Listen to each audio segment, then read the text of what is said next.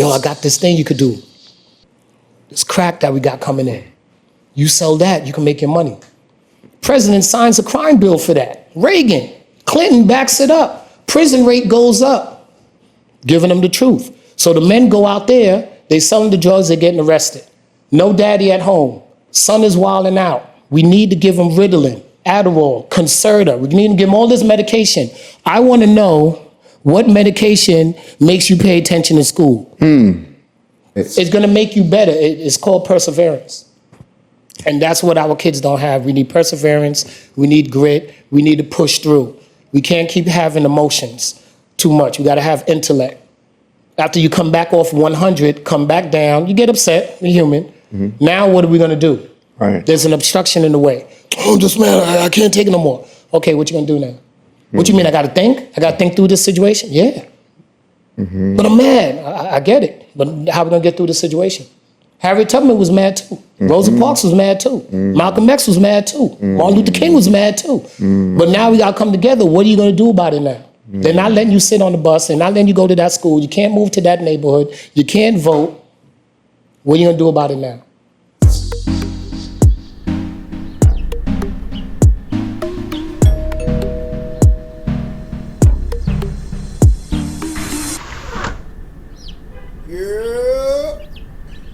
Hey, yo, listen, I'm coming. I'm coming right now. Come on in, huh? Truly honored and blessed to spend and invest time with these guests, but most importantly, spend time and invest time with you too. If you don't know who I am, I'm Rob De La Rosa, the bald-headed Dominican from the Bronx, and all you gotta do to help me, help you, is like, comment, subscribe.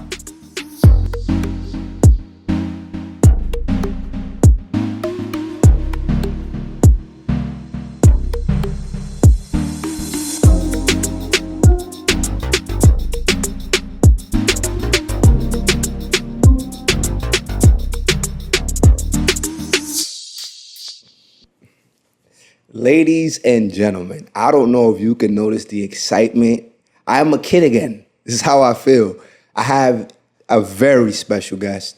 This is someone that I met at a very pivotal point in my life. I was new to this neighborhood. I was new to a school. I moved from the east side of the Bronx to 70 Marble Hill, and I was afraid of who I was going to come across, who was going to accept me. This is true stuff. Like a brand new kid in the school, and I meet the man, the myth, the legend here today. He was first a guy that I saw that had this aura to him. You know when you know a guy is the guy just by the way he presents himself in the school, how he's respected. Not only was he an incredible basketball coach, taught me the elementary, like all the elements of basketball, how to work hard, how to play with a team, how to play your role. When you're not listening to repercussions, when you are listening to benefits, so much of that I carry today. But he's also the first man in my life to hand me a microphone. I performed my first ever talent show because the man saw me and said, I believe you can do this. And it changed my life forever. Ladies and gentlemen, the one and only Michael Simone. Let's clap it up for this gentleman right here one time. Mrs. Simone, how are you? I'm doing great, Robert, man. It's good to see you, what the man that you've become, what you guys are doing right now, what you're bringing back to the community. People talk about it, but you're actually walking this walk. So I'm proud of you. Thank you so much. And honestly, me saying that for me it means a lot coming from you, but genuinely, I'm gonna tell you how this happened, y'all. This is how it happened. I got a habit of when an episode drops, I send a blast on WhatsApp, consistently send it. And one day I see Mr. Simone respond. I didn't even know I had his contact. He responds and I'm like, whoa. By the way, the man has not aged. Look at this man, right? Like, yo, shout out to everybody 37, Eric Dillard, wherever you at, we got Mr. Simone E. We're here. I got the legend here with me. But nonetheless, he responded to me. And I guess this is a message before we get into the interview. It's like, you just never know who you'll reconnect with if you just walk in the line of the things you say you're gonna do. To have Mr. Simone respond, Michael Simone respond, and then sit down and know that he's doing what he was doing already at a higher level just shows that everything aligns when it's supposed to. So you being proud of me is one thing, but what you do in education today is absolutely remarkable. So my question for you is, Why are you still in education? Education needs a revamp, and education needs not just somebody like me, but other people like me. Teachers that instilled a lot of things in me that I want to give back to our students. I started out as a paraprofessional at PS 37 in various schools in the Bronx. That paid my way through college. While I was going through college, I was DJing. I was cutting hair in the barbershop, and that paid my way through college. I got my bachelor's degree. I still didn't want to teach yet. I was coaching various different programs, got my master's degree. Then I said, let me jump into this thing called teaching. I love history. I love learning about where we come from, where it started from. So I want to give that back to our kids, and I wanted to stay in the community. So after I got my master's degree, I got my job working at Intech Academy in the Bronx. Shout out to Intech Academy, staff, my colleagues, students, administration. And from there, I just did teaching, slowly got in, found out about basketball. I started with the girls' varsity basketball team. Did that for 5 years with a group of wonderful girls that are now in college. Some are still at Intech Academy. They knew nothing about basketball.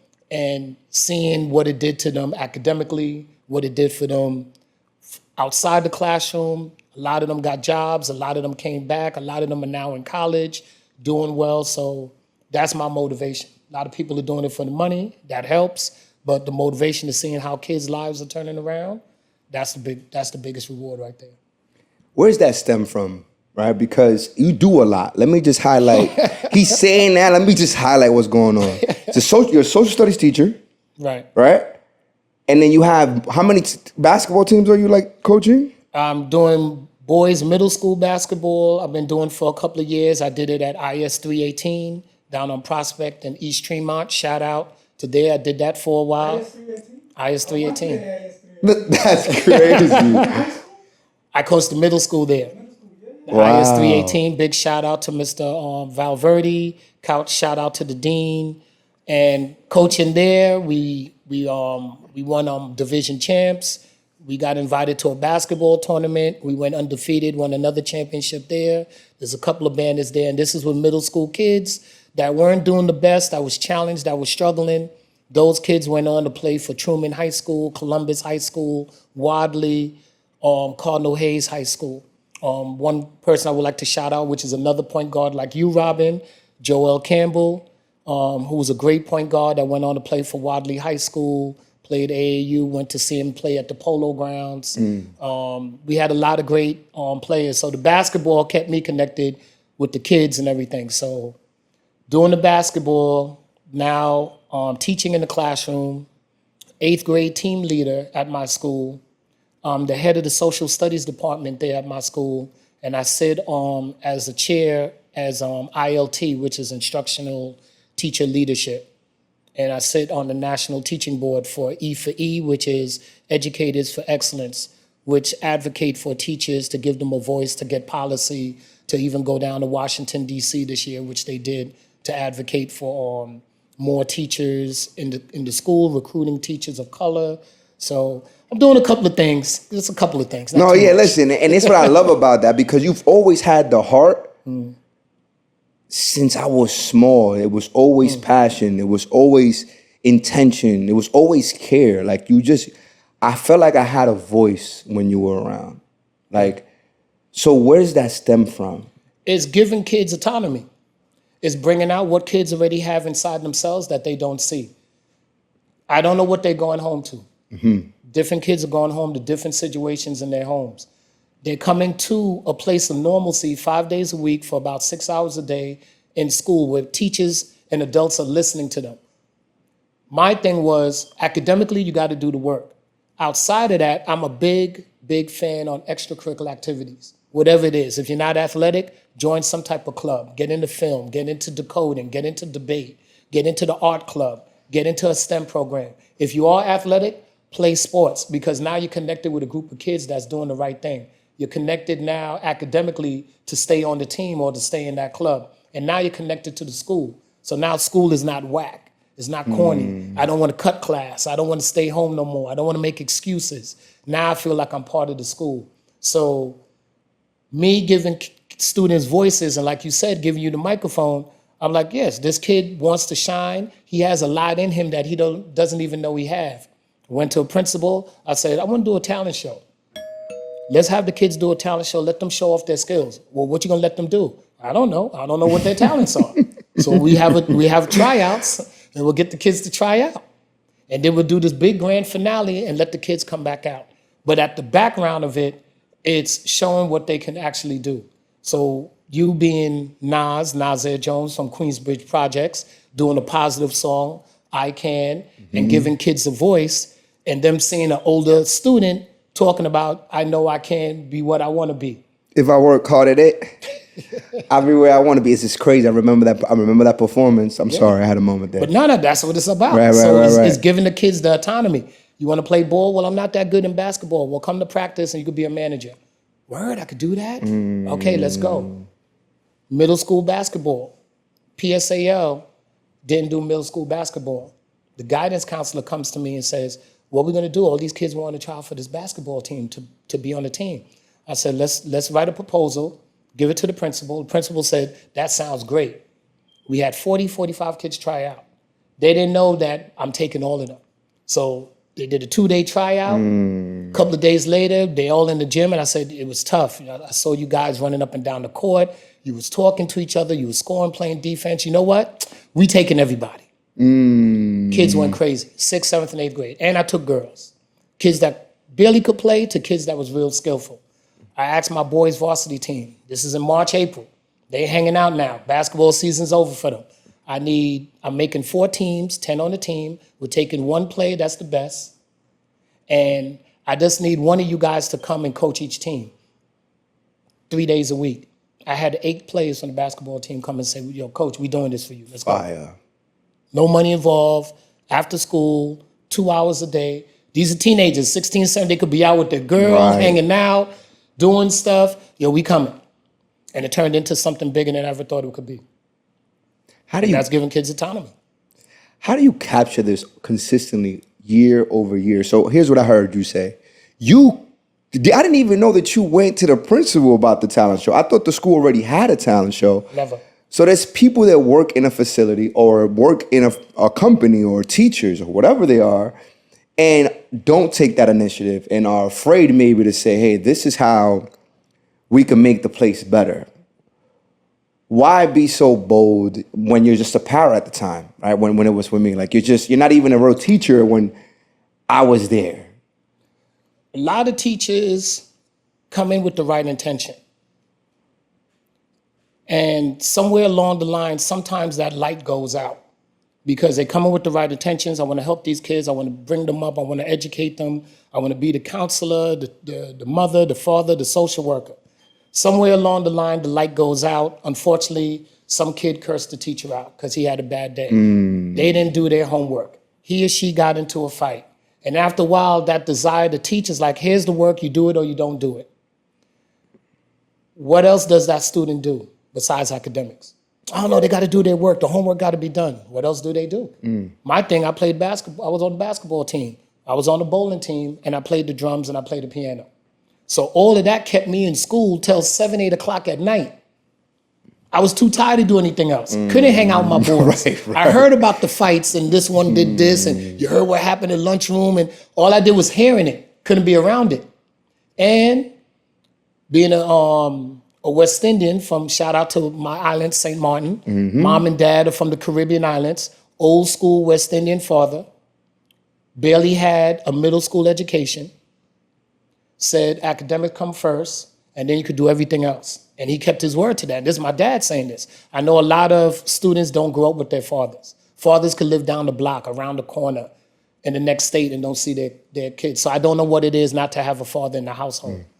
But I understand what it is not to have a father in the household and what could happen to that boy or that young girl. So bringing out other things. I wasn't a scholar student, never made honor roll, wasn't in no AP class, wasn't in an honors class, just gen ed. However, never went to summer school, never got left back, never failed a class.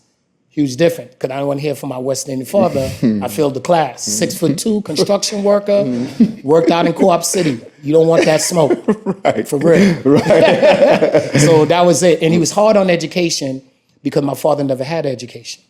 And that was it inside our household. And I'm the youngest out of 6 brothers and sisters. One's a surgeon, a physician's assistant. My brother was an engineer. My other sister's a nurse. So the level was going on in that household. So I'm gonna say, I'm a DJ and cut hair in a barbershop. You're not doing that to my host. Right. That wasn't working. That's the pressure. Right. So he instilled that in me, but he said, you gotta do other things. You gotta do other things. So bringing that into my adulthood, play basketball, hold this microphone. You wanna do decoding, you wanna do film, you wanna do debate, you wanna do podcasting, do those things. You know what? Let me start doing my schoolwork. You know what? The schoolwork is a little bit easier. Why is it easier? Because I feel like I'm part of something bigger than myself. Boom, you got it. You got it. You know, I love everything that you're saying right now. Something that stood out to me is when you said summer school. I'm one that also never really been a scholar student, right? But never went to summer school. I was, Good. And if I focused, like if it was something like, yo, you got to go play basketball, you need an A, I'm getting that A. I'm getting that A. But now teaching summer school, right? Now being in a room where you see these kids that are failing throughout the year, how do you get these kids' attention? How do you get them to learn in such a short period of time when they already somewhat academically didn't do well all year round? Great question. You got to tell them the truth. This generation, to me, knows more than when I was 12, 13, 14 That's years a old. fact. Because of the cell phone, because of IG, Snapchat, Instagram, whatever the services are, they're always on their phone. They're desensitized. They've seen so much stuff, whether it be positive or negative. For 10 months, when I came in to teach summer school every year, I've only been doing it for like 4 years because I had 2 kids in college, so it costs. So I got 1 left. So my thing was, you know what you did for 10 months. Mom, dad, auntie, you disappointed everybody in your family. So this is my spiel the first day of summer school. I'm not saying, we getting it right now. okay, Besides guys, this is what we got to do for 6 weeks to get your diploma so you could get on. You did nothing for 10 months. You came up with a lot of excuses. Little boys and little girls make excuses. Young men get the job done. Young women get the job done. It may hurt a little bit, may blood, sweat, and tears, but they get the job done. The young kid is going to keep making excuses. So I'm letting them know, you did it your way for 10 months. It didn't work. You can't do it that way. You know, as they say, the definition of insanity, doing the same thing over and over, and you're coming up with the same result. So how about we try Mr. Simone's way? You don't got to do it that long. Just do it for 6 weeks. You did it your way for 10 months. I'm asking you to do it for 6 weeks. You're in 8th grade. You're this close to graduating and going to high school. So now that I told you the truth, I need you to put in some work. 4 hours a day from 8 to 12. You do this, I could get you to high school. And I want you to hate summer school. They're looking at me. What you mean? I want you to hate summer school. It's 90 degrees outside. You're walking down the block. Yes, we're in AC, but you got to wake up 6 weeks, walk down the block in hot weather to take a class that you knew you could have passed. And summer youth employment pays $15 an hour. Now we talking. As you young kids would say, you just left that bag on the table.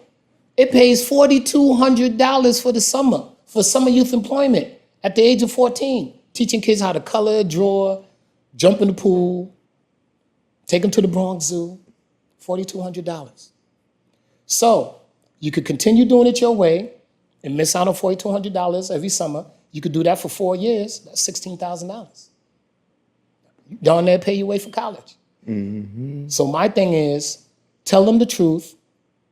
Now they lock in, and now they're getting the work done. They just had to do assignment last week, Thursday. All of them finished their assignment. So I had read an article, which is amazing, by the way. I think this is more than ever with the information. And growing up for me, if I was going through something in school, it stopped at school, right? Because I didn't have a phone. There was no such thing as cyberbullying. It was over. I came home and forgot about it. And when I came to school, I then dealt with it if it was happening. Absolutely. To get the truth, it's so valuable today, especially at that level, coming from someone like you, because so much information that you don't know where to find the truth sometimes. All right. Absolutely.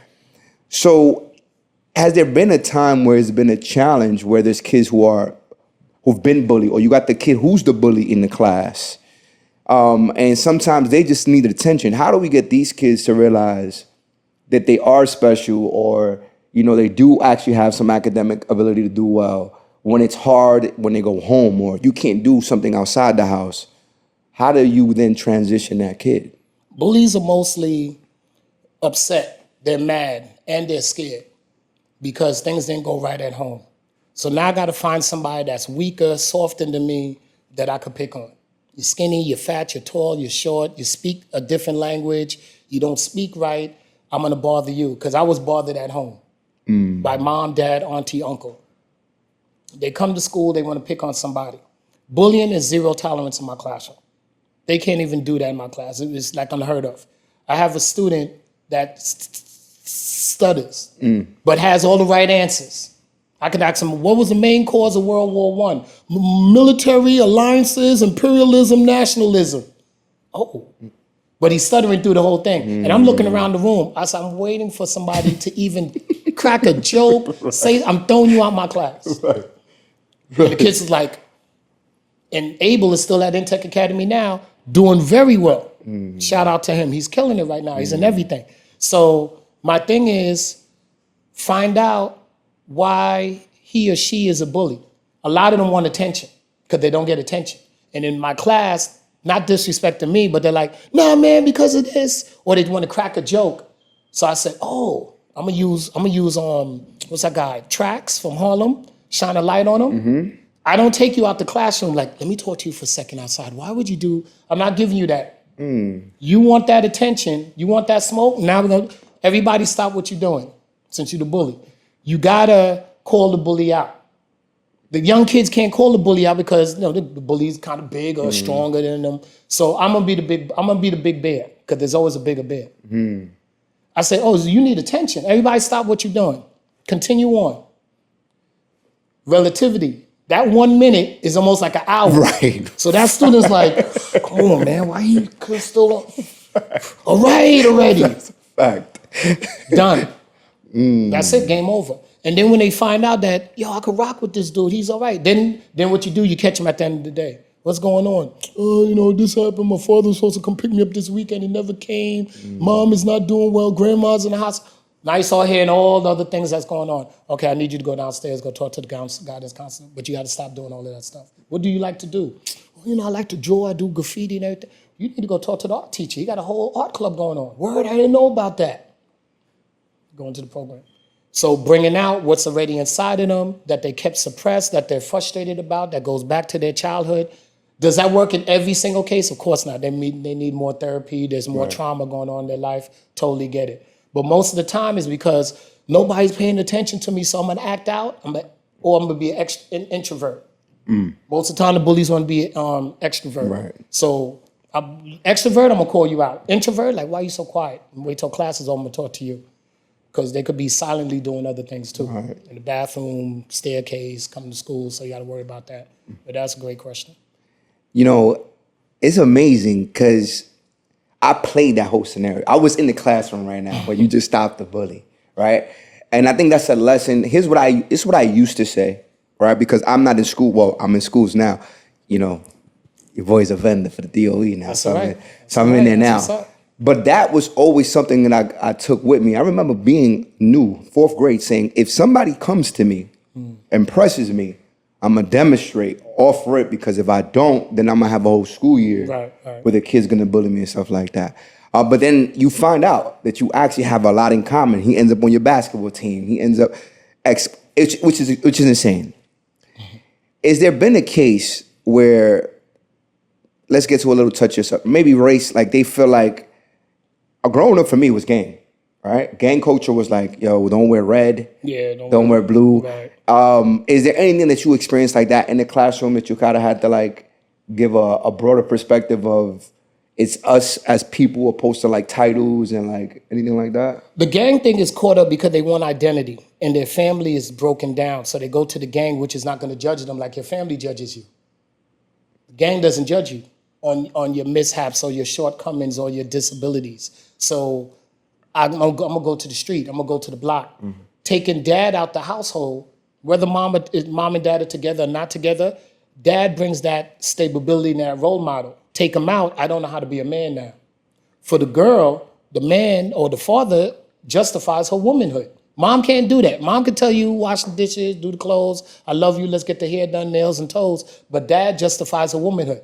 It's funny, similar like Will Smith and Martin Lawrence, like, who's this guy Reggie taking you out? Imagine all the guys, all the girls we dated back in the day. Right. The father was at the door. If either you're gonna come right or you're not even gonna talk to that Facts. girl no more. I'm not You're like, pulling whoa, I'm not talking to Susan. I'm leaving her alone. That father is Right. But they're like, oh, there's no father in the household? I could tell anything. You're pretty, you're sexy, you're cute, you're this and that. So taking that out the household has destroyed a lot of our men and destroyed a lot of our families and made the mothers, the grandmothers, the sisters, the aunts, the female cousins have to step up in the role and raise all these boys. So these boys are so emotional because only mom could give off this emotional vibration, this emotional energy. Dad brings another vibration, another level to it. No, dad's in the house. Let me straighten up, do the chores. Let me go fix the car. Let me go take this out. Dad is the protector, provider. Mom runs the household. Yes, shout out to all the ladies. The ladies run the household. Real men know that. You're supposed to protect the household that the wife or mom is running. You take the protector and the provider out. Now she got to protect the house, run the house, discipline the house, clean up the house, putting too much stress on her. And the only one she could confirm to or talk to is sometimes another woman. Deals with gender things now. So now I'm growing up in a household where there's no men around and it's all this female energy and everything. I'm trying to find out who I am and this and that. And now I'm bringing all of that stuff, that energy to school and all that emotional energy. So it defeats the purpose for our young men. And a lot of our boys have this testosterone level. They got to get it out. Baseball, basketball, football, track, running, tennis, whatever, golf. Some type of energy to get out. Thus gives you this ADHD. Oh, they're too hyper. Can't have that boy sit down for 45 minutes and miseducate him. Talk about it. Miseducate them. Then they need medication. Then they got to go to special education, which leads to incarceration. And now I can't get no money because I got a record. So now I'm going back to the streets and now I'm just mad. So it's a vicious, vicious cycle. So if the men could step up, and I'm only doing like 5%. Get 20 men doing 5%, that's 100%. Teach them video, boys and girls clubs, YMCAs. You start to close that gap where the kids feel that they got a purpose. We take that purpose away, we get what we get. We get these gangs, we get these violent things going on. And we did have gangs back in the days. Latin kings, warlords. African Bambaataa was a warlord for the Black Spades. What brought the gangs together? What's the one thing we love? Music. Block parties. That stopped all the fighting. Bronx River, Soundview, Eden Wall, Gun Hill Projects, Marble Hill Projects. Yo, the block party's going on. Let's go hang out. Let's go listen to some music. Bring your best rapper. Bring your best dancer. Rocksteady Crew, New York City Breakers. Everybody's coming out. But at the end of the night, everybody went home. Yo, I think Bronx River got the best dancers. Yo, chill. Shout out to DJ Mario. Disco Mario, another DJ from back there, Grand Wizard Theodore, Grandmaster Flash, DJ Kool Herc, the father. You got these guys that's trying to bring everybody back together through the music. That's the one thing we got in common, the rhythm. That's what's missing today. We so hate each other so much and don't have a knowledge of who we are and how great we are. We're mad at each other.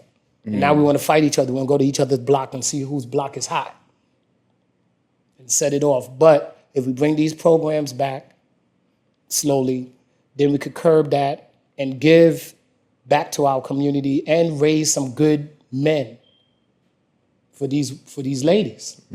Because the mothers are raising these boys and they're trying to protect these boys, but you're raising a boy that you wouldn't even marry yourself when they get older. Oh, we talking now.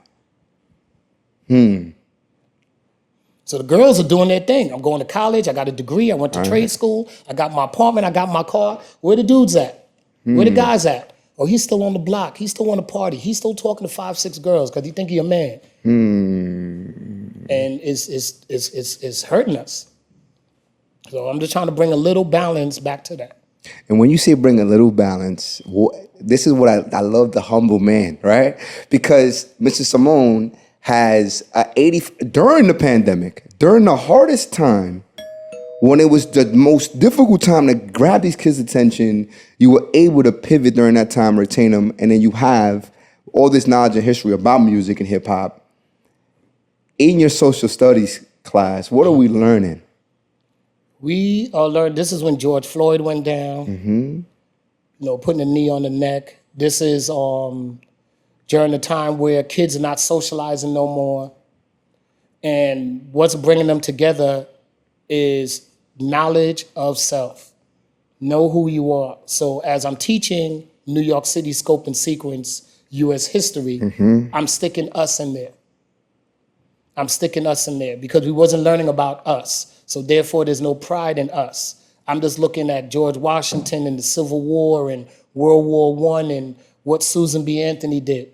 But can we learn about George Washington Carver? Can we learn about Booker T. Washington, Carter G. Woodson, African-American inventors, Ida B. Wells, Sojourner Truth, Harriet Tubman, Mary McLeod Bethune. We learn about different women, Katherine Johnson. So these kids could say, oh, shoot, we did some stuff too. We did the traffic light. We did the third rail. We did the gas mask. We did the cell phone. We did the internet. We did the scanning at the supermarket. That's all African. So then what it does, it gives some pride back to you. So I'm in the house, but I'm learning about myself. Like, I never learned this before. Just like summer school. Stop coming to summer school, go get that bag. You're wasting time. 10 months, you're wasting time. We 400 years behind. Now you want to waste more time. Don't think it's just African. No, this goes down in DR, PR, Mexico, Guatemala, Honduras, Ecuador, Venezuela, Trinidad, Tobago, Cuba. This is where they dropped us off. Jamaica, we're all one and one. You heard, I heard. They dropped us off all over and gave us different languages to speak. So when we find out that we're from Africa with descendants, just dropped off on different spots.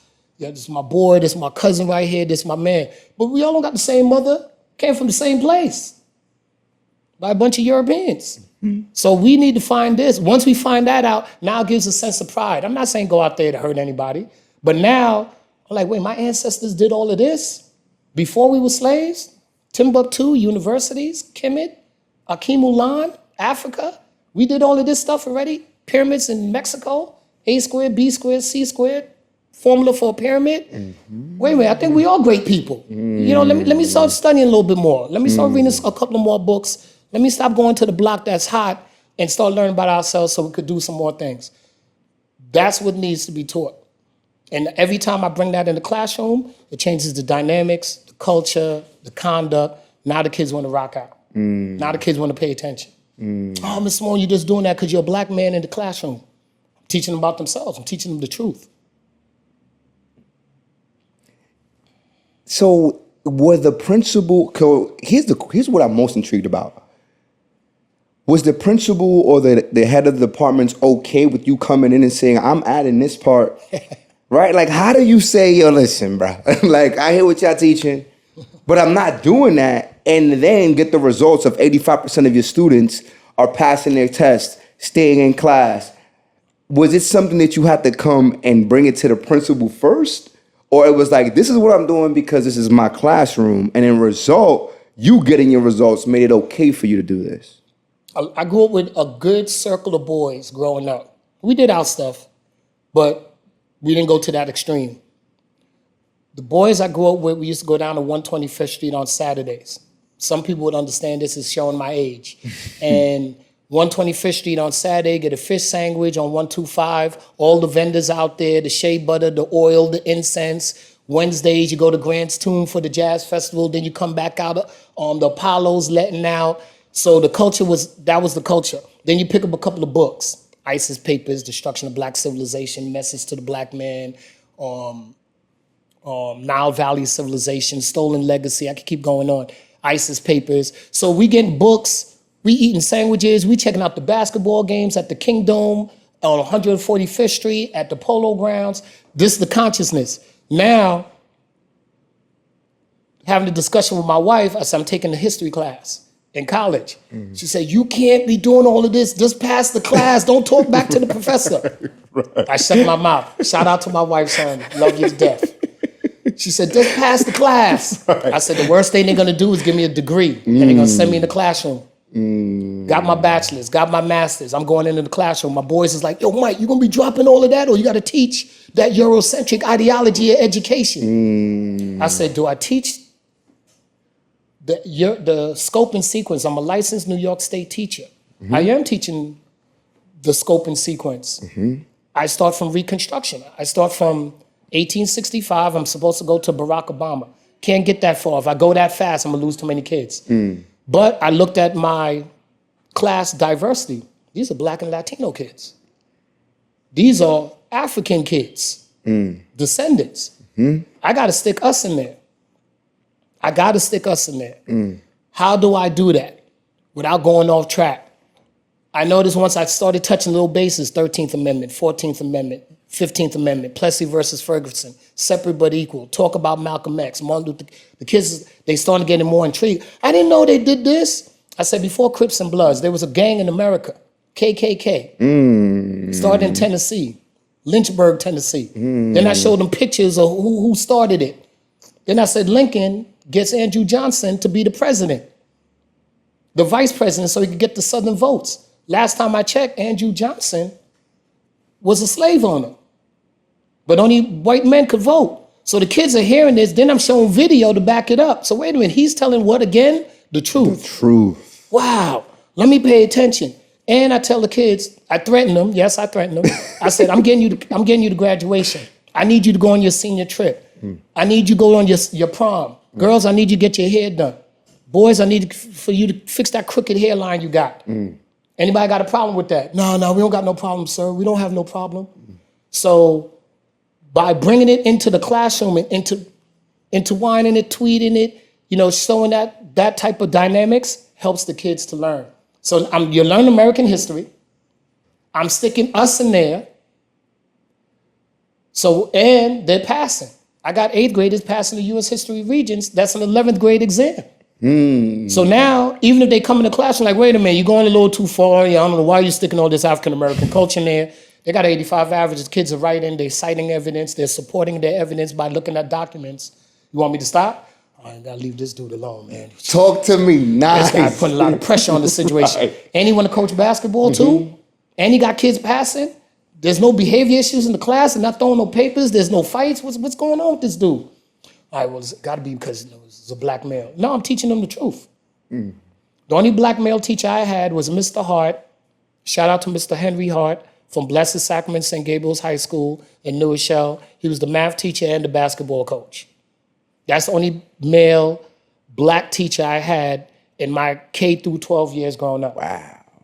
He was serious in the classroom, but a comedian in the hallway. He's like, you trying to talk to that girl? Was you talking to that girl downstairs? Yo, come on, Mr. Hart, why you trying to blow up my spot? But in the classroom, serious. But he brought a presence into the classroom. So if some of the people think that, well, because you're male, you're a person of color, that's why they're listening, great. I'll take that. Right. I'll take all of that. Right. And we doing basketball. And we giving them something to do after school. And matter of fact, I'm a DJ their prom for them. Oh, yo, our teacher's DJing the prom and it's hot and it's lit. He got Cardi B and he got Corey Lay and Little Uzi rocking at the. How you know all of this stuff? I'm hip hop. Oh yeah, by the way I teach. Oh yeah, by the way I coach. I thought that's why we got into teaching. Yeah, we could leave at the 8th period, but what are we giving to the kids?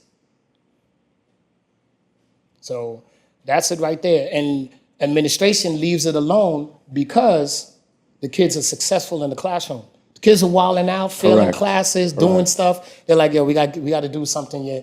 You got to stay on track with the scope and sequence. You got to stay with the curriculum.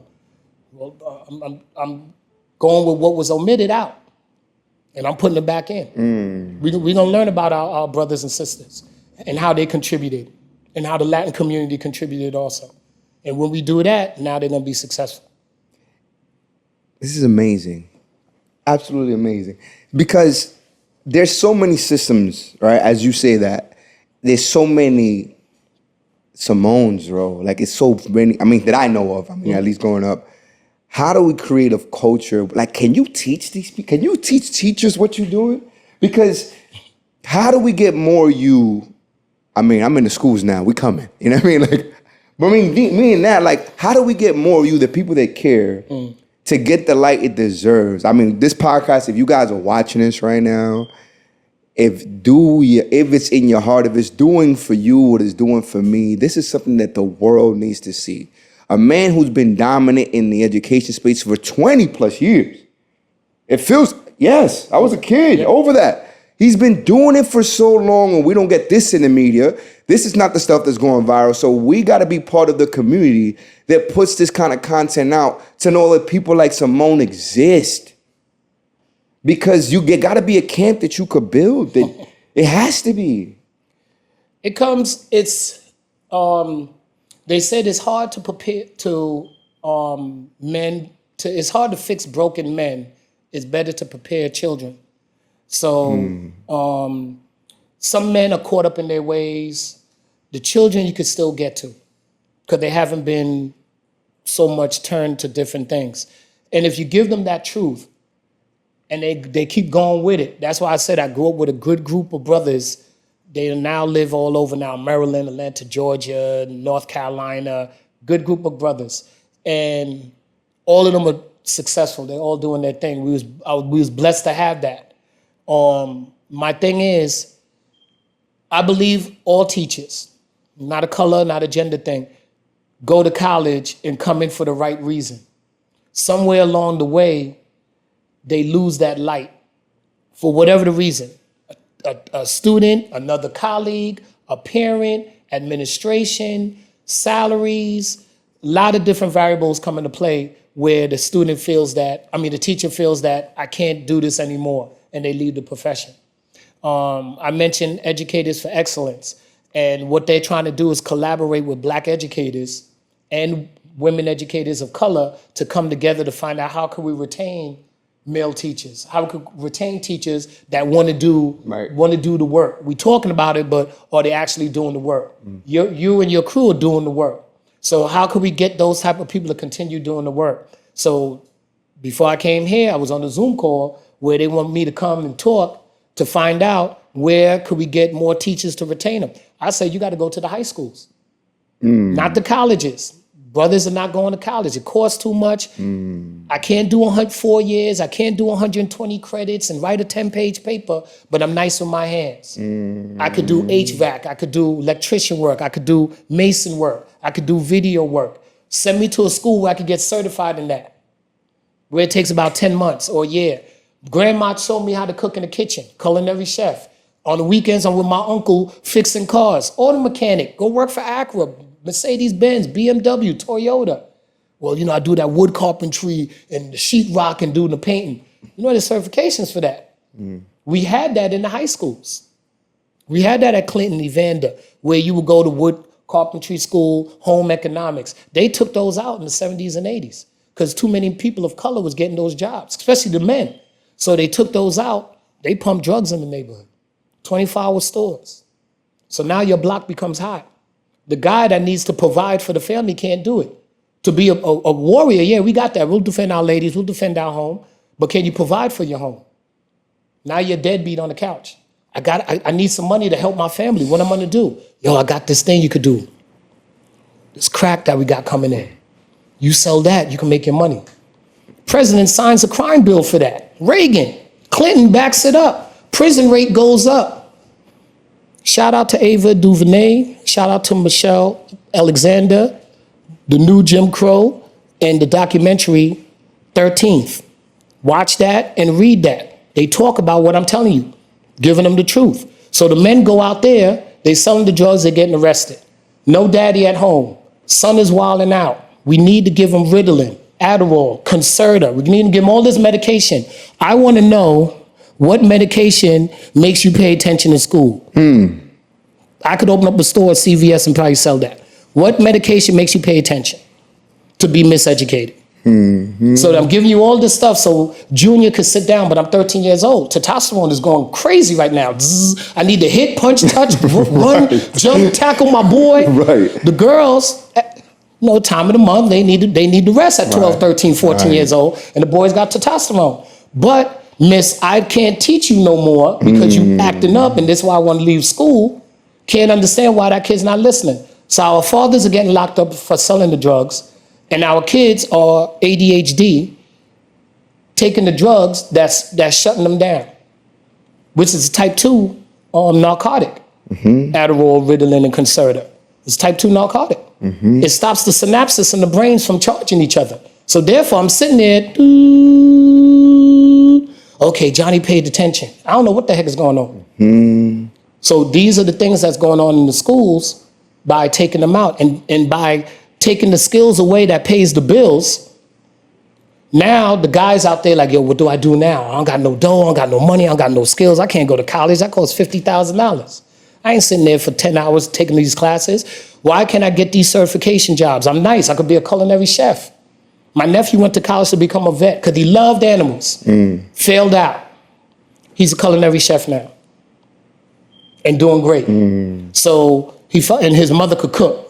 Shout out to my sister-in-law from St. Thomas. Her son, my nephew Tarek, he could cook. He's a chef. He did my cousin's wedding down south. We got him to do a whole bunch of other things. He's opening up his own restaurant and get a food truck going soon. So if these guys, these men, which we're good with our hands, if you could bring back those skilled jobs in high school, you'll have a whole bunch going on. So now the ladies are like, oh man, he's a plumber, he's a mechanic, he's a culinary chef, he's doing podcast, he does film. I need to snatch him up quick. But now they're not snatching him up. They're like, shh, this guy ain't doing nothing. He may look good, but he ain't doing nothing. When you're in high school, you're the hot dude. Right. But when the girls get a little bit older, a little bit wiser, they're like, that hot dude is still on the block. I need that guy that's doing something. But they took all those skills away. So it's hard for the brothers to do anything. And then they bring the drugs in. We don't control the drug market. How you bring these drugs into the country? Just saying. And now they made it legal. Right. To slow us down even more. Right. Mentally. Oh, I got a medical issue. All of a sudden now everybody got medical issues. How about you eat right? There's a lot of health stores out there. Get some wheatgrass up in you. Get some baba root, some wood root tonic. Boil some tea, some green tea, some antioxidants. Go colonoscopy, clean all that out. You know what I love about the macroeconomics of what you gave? It's so the imagery behind everything. I literally watched the movie as you were speaking. And what I love about you that it's not about theory, because you're not speaking about things. You're actually a person that's doing these things. Can you talk about the time that you had a couple kids that they were labeled, I think ADHD or something like that, and because they were under your tutelage of academics and playing ball, what was that story you gave me where they played ball with you? Yes. Can you give us that story? Two quick stories. So I coached at IS 318 in the Bronx. My cousin was the computer teacher there. They never did basketball. They didn't have a basketball program there for middle school. So the principal asked my cousin, do you know anybody that's a coach that could coach these kids? Because the school kids are running around, this and that, trying to be gang members and all this other stuff. We need something to bring school spirit back. I'm going to call my cousin Mike to come in. Came into the school. No pay involved. No pay involved. Let me repeat that for those that need the money. But the reward is bigger than the money. Your time, your talents, your treasures, the gifts that you get from God. So I'm going in there at IS 318. The gym teacher weeded out about 30, 40 kids. He said, this is the top 20. You pick about 12 of them. Pick 12 kids. ADHD, supposedly labeled on their IEP. Oppositional defiance disorder. Language barriers. Cognitively slow. So I'm supposedly getting the bottom of the barrel. These are the worst kids. Why are you picking him? I'm telling you, your coach, that's the worst one. Get them on the team. They start coming to practice. I say, you guys miss one practice. You're not playing. I don't care if you're a starter or a backup or coming off the bench. I could care less. I don't care if we playing the best team or the worst team, you're not playing. One kid didn't show up. Oh, I ain't come to practice. Yo, he got us doing too much work or whatever. Yeah, get out of here with that. And he was a shooting guard. Keep it moving. Pack them up. That's it. So by doing that, these are the worst kids, giving them something to do, bringing out what's inside of them already, that everybody's shutting them down. We have to play 10 games. We lose the first 2 games, get blown out. Start practicing again, go on a run. We win the games, we win the Bronx, we win division championship. We get invited to a whole bunch of tournaments. We go undefeated in these tournaments. We win there again. Now these kids are getting looked at, Vanderchilds High School, Truman High School, Columbus High School, Cardinal Hayes. We had Truman, we had coaches. Now mind you, this is not on PSAL, so there's no record stats of keeping up. This is word of mouth, yo. There's something going down on Prospect and East Tremont, yo. Something's going on with these kids. These are coaches coming in from Truman, AA. Cardinal Hayes coming in. Wadley High School, this is downtown Harlem. Coaches coming in, yo, what's going on with these middle school? I hear about this school right here. Running through teams. A lot of these kids got picked up. These are the kids that was cutting class, cursing, IEPs, 55 average, hanging out in the bathroom, cutting class, cursing the teachers out. You gave them something to do. The school started a cheerleading squad. If I could show you the video, I never saw this at a middle school, and I say this all the time. They had the bleachers and everything. Every game was sold out. They're selling hot dogs. They have hoodies, T-shirts. You would think you were at Mount St. Michael's, Cardinal Hayes, Christ the King High School. Right. This is middle school in the South Bronx. Middle school in the South Bronx. Never forget, I pulled up one time. It was a big game to get into the playoffs, and we were playing the commissioner's team that was down on West Farms, and their team was good. We had to beat them to win the division championship. These are dudes on the block. Yo, coach, yo, I heard what you doing in there. I can't come to none of the games. They ain't gonna let me in the building, but we got you, coach. Don't worry about nothing. So the block is already there. These are dudes on the block now. They hear what's going on. I was like, wow. I said, all right, man, thank you, man. Yo, do your thing, man. Ain't nothing gonna happen. Ain't nothing happening. Go inside there, beat the commissioner's team. There's a teacher's row. The teachers are coming to. I never saw nothing like this in my life. I gotta get you the video. We gotta sit down again and watch it. Never saw this. And I'm there just like going through the motions, coaching the team. They win the division championship. They go crazy. The school throws them a big party. They give out awards and certificates and medals and all this other stuff. Changed the whole school's culture. Years later, I'm coaching the middle school basketball team. My middle school basketball team, who we play, IS 318. And we lose against them. They go on to the city championship, and I think they lose by like 2 or 3 points. I'm not sure. But that same school, because of what was said, that seed that was planted, they see the banners on the wall. I could go back and look up and say, yo, go back with my old team and say, yo, we put those up there. They went to the city championship, and that was about maybe 2-3 years ago. So shout out to IS 318, shout out to the coach and the players that were there for going all the way to the city championship. Y'all already won. It's just getting there. You just want that recognition. So I'm giving that to y'all. So you guys did a great job. Congratulations to the coach and the players that were there. Okay? I need the more banners up in that school when I come back to check y'all out. I'm gonna tell you something what this is doing for me, Mr. Simone. I keep telling you Mr. Simone because Michael Simone, hear me out. That's all right. I'm gonna tell you stuff that you did to me when I was 8 years old that lives in me today. Amen. We were, first and foremost, it was unfair. Hear me out. We went undefeated that 5th grade year, right? And we only lost the championship game. Yes, sir. We went from losing every game to then winning every game. And that kid was OD. Hit me with a sham guard. It was like, we was in 5th grade, bro, and he threw the ball, hit it back on the slingshot, hit the shot. You're not supposed to have that in 5th grade, bro. But let me tell you something you said. 2 things happened, actually. Okay. Game prior, we set the play. Oh man, I can see it, bro. You set the play. We get in the huddle. We down by 1. It's about like 8 seconds left. We run the play. Okay. The way you put us in the huddle, and the way your finger hit my chest, you're gonna bring the ball down. We were all like stunned, but like that transfer of belief. I don't believe in defeat. Was like, oh, now we winning this game. And Giancarlo's, shout out to Giancarlo's. Giancarlo's got the rebound, put the ball back in. We win that game. It was nuts. That was moment number one. It's how you got us together in a time where we felt like, this is it. This is it. We're down by 8. We're winning. Then when we're playing the championship game, it was over. At the end, they went on a run, right? And they went on a run. It was Dante. Yo, Dante, let me tell you something, bro.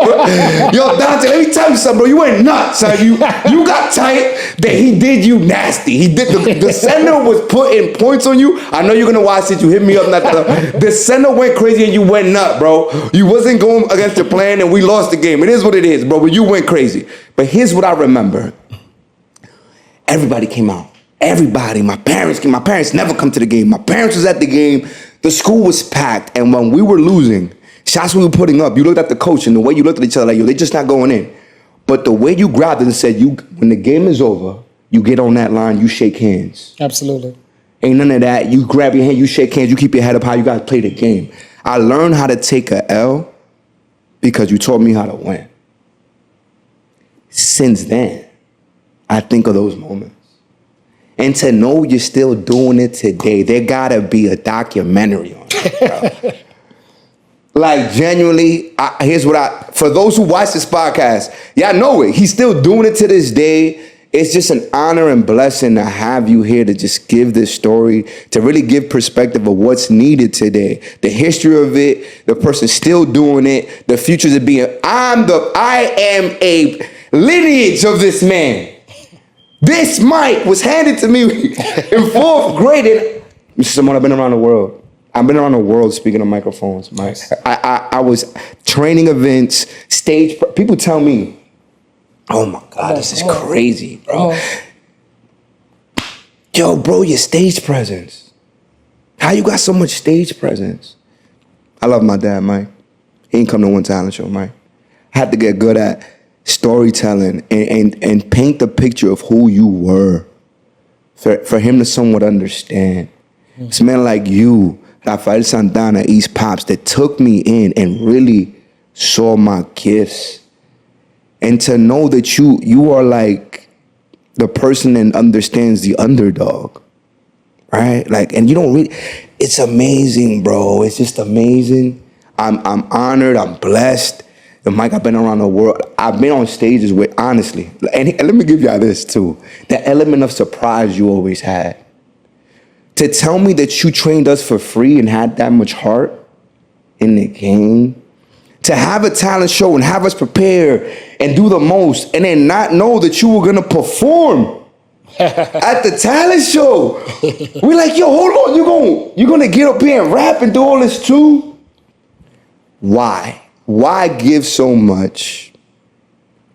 Why keep some things to then know the impact it'll do later? Why? The why factor comes from my father, who went on to glory.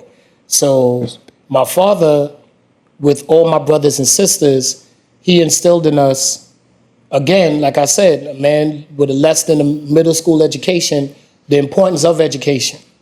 Not just 2 + 2 is 4 and math and reading, but having this knowledge, what do you do with this knowledge after you have it? A lot of people could boast about, I'm smart, I could do this, I know this, I know. But what are you doing? What are you applying? What are you doing with it? You could be a scholar, but what are you doing with it? What are you doing for your community? Don't just talk about it and sit down, I read this book and I got this degree and I got that. I could care less. Give me the kid that don't have the degree, that wants to work harder, I'll take him. Okay? Marcus Garvey did that. Out of Marcus Garvey, who did distribution and had chapters in Cuba and Jamaica and in Puerto Rico, in the Marcus Garvey movement, he took everybody. Took everybody in. Give you another one. Nation of Islam, Malcolm X. He was running the streets in Harlem. Robbing, gambling, running numbers, drugs, went to jail, came back, and the biggest thing he said, I was mentally focused now, I'm spiritually focused, and I'm disciplined. I dropped out at 15 years old, ran the streets, which a lot of these dudes are doing, and there's only 3 options. You get killed, strung out on drugs or alcohol, or you go into jail. 3 options when you go to the street, that's it. There's no option 4, 5, 6, 7. Right. Whatever they tell you, that's a lie. But to have it where you have all these other people, it is a African proverb. It takes a village to raise. You no longer belong to mom and dad. You belong to the coach, the teacher, the film man, this guy, this one. All of these people are instilling things in you. You just said, it was you that instilled this in me. The other person instilled this in me. This one instilled this in me. That's the village. You belong to the African village, not this Eurocentric nuclear family. You belong to this extended family, and they're instilling different things from you. You have attributes that God gave you. You have gifts that God gave you that you need to bring out to everybody. But there's people helping you directing that path. All you got to do is walk it now. Are there distractions and things in there? Those are all lessons. So that's why you're never defeated. So where it looks like to get to the championship game, you did what you're supposed to do to get to the championship game. Yes, the win or the W, okay. But how many people get to play in a championship game? Right. Ever in their life? Right. There's dudes in the NBA that never won a championship. The Charles Barkleys, the Moses, the Karl Malones, John Starks, Patrick Ewing. Great players. Gary Payton, Sean Kemp, list goes on. And never won a championship, but they're in the Hall of Fame. They did something most people don't do. They got to play in the league. Some dudes will never get the chance to play in the league. To win the championship, yeah, okay, you can win it once, maybe win it twice. Then that's it. But to play in the league, you're getting ready to play a sport, that's a win. Then you're good at the sport, that's another win. You made it to the playoffs, another win. You get to play in the championship, another win. A lot of dudes don't get that. Now I got playing all these hood basketball tournaments, trying to recapture my youth. Game over. Right. But that's why I never accept defeat. I don't look at it at 8 seconds on the clock. What are we going to do? You're going to keep playing. What you going to do? All right, ref, we lost. Pack up the stuff, turn the scoreboard off. Right. We play until the end. Right. It's going to make you better. It's called perseverance. And that's what our kids don't have. We need perseverance. We need grit. We need to push through. We can't keep having emotions too much. We got to have intellect. After you come back off 100, come back down. You get upset. You're human. Now what are we going to do? Right. There's an obstruction in the way. Oh, this man, I can't take it no more. Okay, what you going to do now? What you mean, I got to think? I got to think through this situation? Yeah. But I'm mad. I get it. But how are we going to get through the situation? Harriet Tubman was mad too. Rosa Parks was mad too. Malcolm X was mad too. Martin Luther King was mad too. But now we got to come together. What are you going to do about it now? They're not letting you sit on the bus. They're not letting you go to that school. You can't move to that neighborhood. You can't vote. What are you going to do about it now? Michael, if there's people that, oh man, there's so many lessons here. How do we get you to run schools, bro? Like, how do we, like a message to those who are in a situation. Here's the biggest thing I'm getting right here. You make it happen with what you have at hand. Can this be taught? Are we in a epidemic of feeling people who get hurt in the system where if you don't like how it's going, you know what, I'm just going to quit and not care about the youth and it don't pay enough. How do we get this to everyone, not only in the Bronx, Queens? You know, of course we got to start here. But if there's something that you can see happen in the next 2 to 5 years, what would that be? We need people like you. We have the technology today to get it out there. You said, been around the world. You have the technology now to get this to countries, to cities, to states, to people that you won't come in physical contact with. You got to use your outlet. And we're all interconnected. We're all part of the body. I could be part of the arm, you're the leg, foot, eye, this, that makes up the whole body. Everybody doing their part brings the whole body together. The message is simple. Learn the truth about who we are. We do come from Africa. Civilization started in Africa. Professor Leakey, an archaeologist, went to Europe to look for the origin of man. He didn't stay there too long. He left, went to Ethiopia, found the bones of a woman that dated back over 1 million years. Then he went down into Tanzania, found the bones of another man that dated back 1 million years.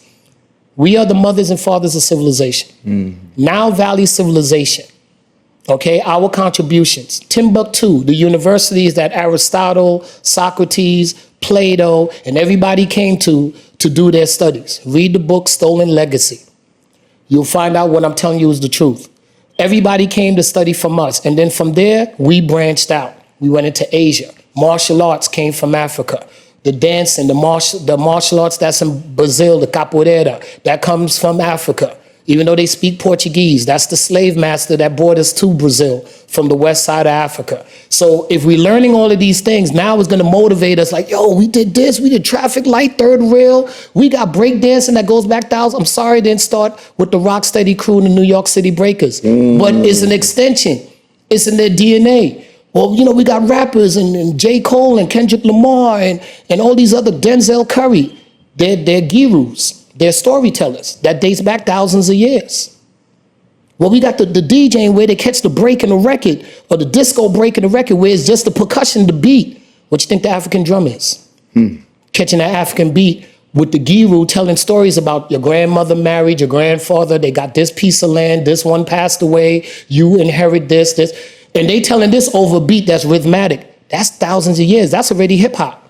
What happened on Cedric Avenue in August in 1973 was like the perfect storm. DJ Kool Herc at 18 years old in that community center brought the four elements all together that one night. But those elements have always existed in Akimu line, Africa, for those that don't understand, that exist there. So these are the things, when we know that, it stirs up the ancestors in you, stirs up that spirit, those chakras in your body, the medians in your body, to now do the work that you're talking about. And the biggest thing I noticed with our young boys, they want to do the work. They want to do the work. That's why they acting up. That's why it looks like ADHD. Y'all need something to do, not just the academics. I need something to do, coach. What we doing?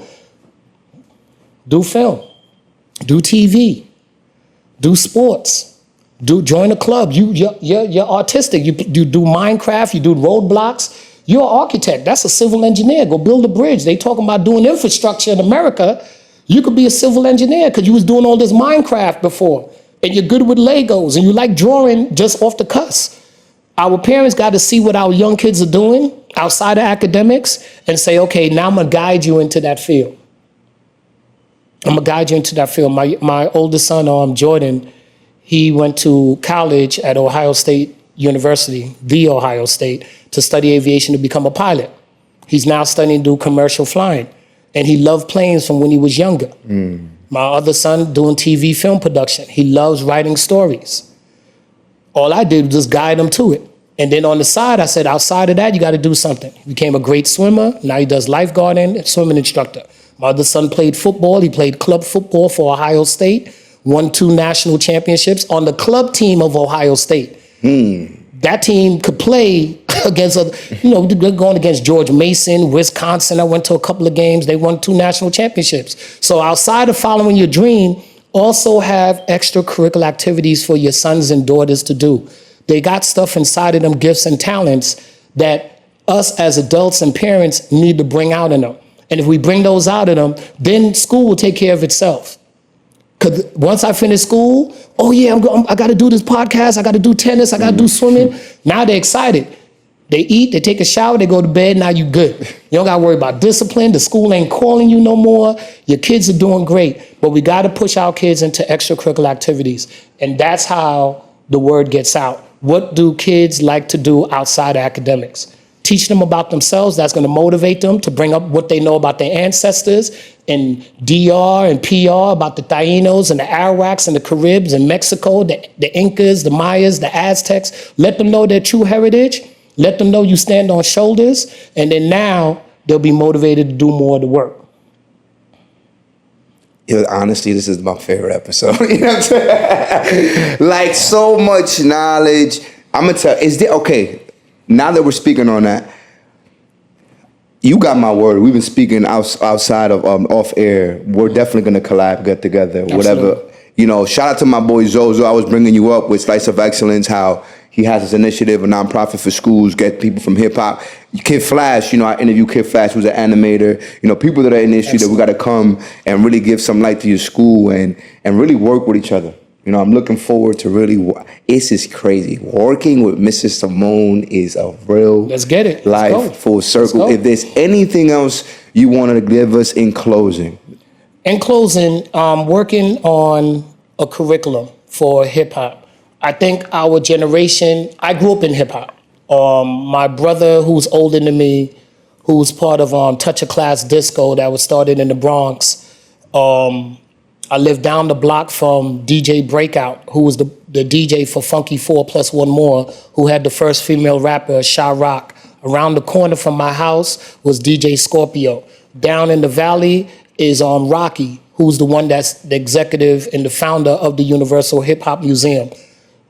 Some of these guys were in my house while they're practicing before they perform in Eden Wall Center, at the T Connection, at the Disco Fever. These guys inside my house coming in and out. My house was one of the spots to go to. I'm 9, 10 years old. I didn't know what was going on. We down the block from PS 78. We down the block from the Valley, Hafen Park, where my brother and his group used to perform with the Cold Crush Brothers and all of these different rappers that you hear about now. So I started writing this curriculum to teach about the 4 elements: breakdancing, DJing, graffiti, and MCing. And the 5th element, which I'm teaching them, which is knowledge. So learning these elements for these younger kids, they'll have more of an appreciation of the music that's the #1 genre in the world, that generates over trillions of dollars. Hip hop is going to be in the US, or should I say, the World Olympics in France. Breakdancing is an event in France this year. Snoop Dogg is one of the commentators for track and field. Flavor Flav from Public Enemy is one of the commentators for water polo. So hip hop is coming into the Olympics. You have hip hop beats on commercials. The US, the masters like no other. Then a year later, I hear boom, boom, ksh, boom, boom, boom. This is the Masters. It's going down in Florida. I was like, what? This is an elite sport. Serena and Venus Williams, 2 girls from Compton. They did a movie straight out of Compton. Here's 2 girls from the hood, from the block. Academy Award winner Will Smith, shout out to him for doing King George. These are 2 girls that dominated the sport that's predominantly white. Tiger Woods dominating the sport that's predominantly white, golf. So by bringing hip hop in, and they're showing that it's not just music, that we also did clothes, Carl Kanai, Cross Colors, Baby Fat, FUBU, Fat Farm. We didn't go to Gucci, Louis Vuitton, and Fendi. We was creating our own clothes because it was self-expression in the Bronx that these teenagers started to do because they couldn't afford to go downtown to Madison Avenue, Fifth Avenue. And shout out to Dapper Dan on 125 that was taking the material and making these MCM jackets and suits and everything that LL Cool J and everybody went to. So letting kids know they could be entrepreneurs, not just YouTubers and playing video games and getting 1 million views. Create. We are divine, we come from God, we are creators. Use the right side of the brain. Right side of the brain deals with creativity. The left side of the brain deals with logic. We have that. We created mathematics, chemistry. So once we know these type of gifts that we have, if we use them, we could create. And we have that in us. We have that instilled in us. All we got to do is find those gifts. Extracurricular activities makes you find those gifts. And using the educational system that's there today that needs to be revamped, will bring those in into focus. It will manifest itself into reality. In closing. Ladies and gentlemen, that's another edition of In the Living Room podcast. If you didn't learn today, watch this again. I can't wait to watch this again. I can't wait to put this out. Oh man. In the Living Room podcast, where we learn, laugh, and heal. Share this with everybody and their mother. Thank you so much. Thank you for everything you've been doing, that you are doing. Your team and everybody. It was a pleasure. What an episode. Jesus Christ. That was amazing.